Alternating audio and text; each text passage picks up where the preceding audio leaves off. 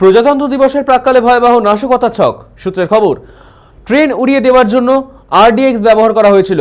বিস্ফোরক মালবাহী ট্রেনের ইঞ্জিন মারাত্মকভাবে ক্ষতিগ্রস্ত হয় এবং চালক গুরুতর আহত হন। এই ঘটনায় গোটা এলাকায় আতঙ্ক ছড়িয়েছে।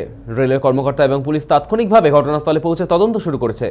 প্রাথমিক রিপোর্টে ধারণা করা হচ্ছে এটি একটি জঙ্গি হামলা, তবে আনুষ্ঠানিকভাবে নিশ্চিত হওয়া বাকি রয়েছে। রাত 11টার দিকে এই ঘটনা ঘটে।